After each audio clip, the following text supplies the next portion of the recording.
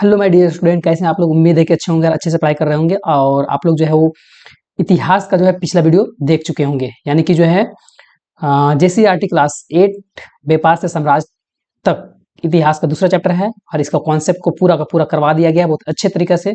Video आप नहीं देखे हैं तो लिंक जो है डिस्क्रिप्शन में दिया हुआ है, आप वहां से जाके पहले कॉन्सेप्ट को पूरा का पूरा समझिए, तब आपको जो है क्वेश्चन आंसर बहुत अच्छे से समझ में आएगा। इस वीडियो में जो हम लोग फिलहाल बात करने वाले हैं क्वेश्चन आंसर के बारे में, तो बिना देर की हम लोग जो है चैप्टर को शुरू करते हैं। और शुरू करने से पहले एक बार जो है वीडियो को अपने दोस्तों के साथ में शेयर कर दीजिए, लाइक कर दीजिए और पूरा का पूरा जो है एकदम इसको कॉपी में जो है आप लोग नोट डाउन करते जाइए क्वेश्चन आंसर को अच्छे तरीके से। शॉर्ट शॉर्ट आंसर है, ज्यादा लॉन्ग भी नहीं है और आसानी से समझ में भी आ जाएगा।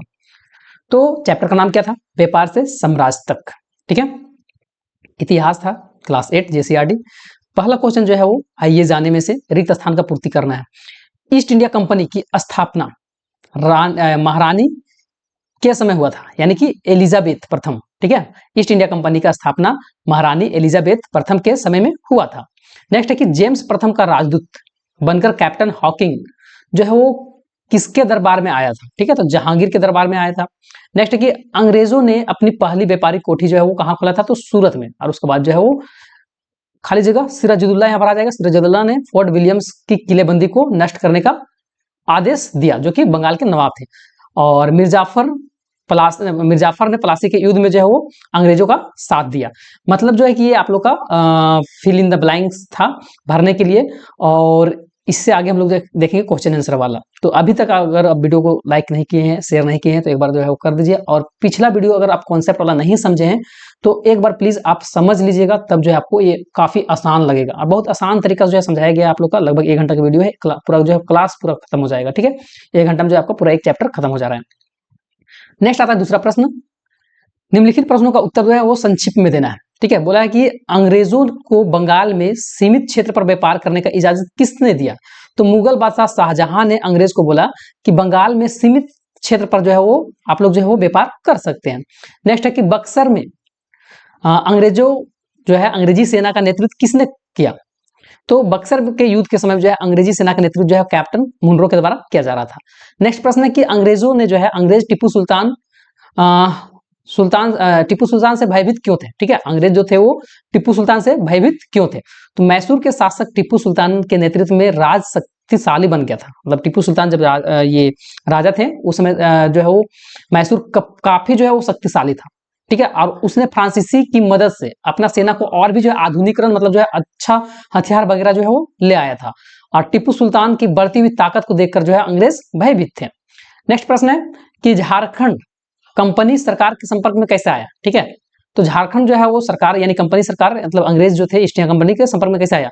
तो 1765 ईस्वी में ईस्ट इंडिया कंपनी को जब बिहार और बंगाल और उड़ीसा की दीवानी प्राप्त हो गया था तो झारखंड भी जो है अंग्रेजों के अधीन में ही आ गया था, क्योंकि झारखंड उसमें बिहार के हिस्सा में था, तो झारखंड आ गया था।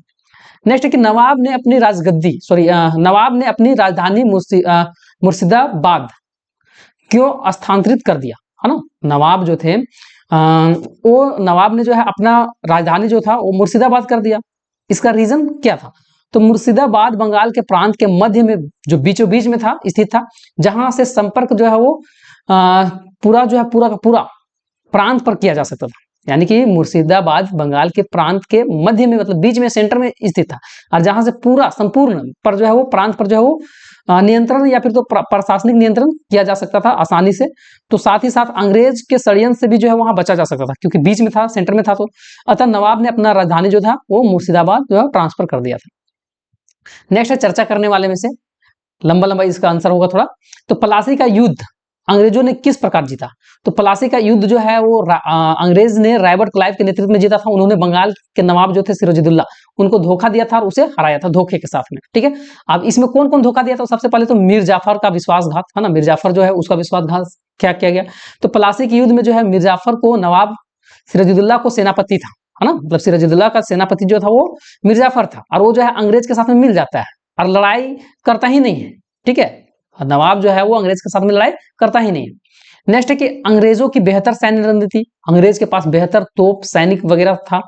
अंग्रेजों का कूटनीति, अंग्रेज नवाब के दरबार में जो है वो फूट डालने और समर्थन, अपने समर्थन को इकट्ठा करने के लिए कूटनीति का जो इस्तेमाल किए थे। और इन कारणों से जो है प्लासी का युद्ध में जो है वो जीत हासिल होता है। भारत में जो है ब्रिटिश साम्राज्य का नींव भी रखाता है। नेक्स्ट है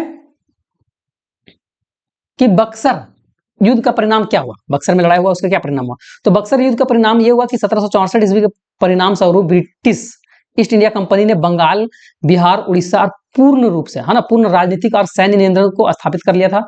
और इस युद्ध ने जो है वो कंपनी को, जो ईस्ट इंडिया कंपनी था, को भारत में एक प्रमुख शक्ति के रूप में जो है वो स्थापित किया और भारतीय शासकों के शक्ति जो है कमजोर कर दिया। और इसके अलावा बक्सर का युद्ध जो है भारत में ब्रिटिश शासन का नींव रखने में जो है काफी महत्वपूर्ण साबित हुआ।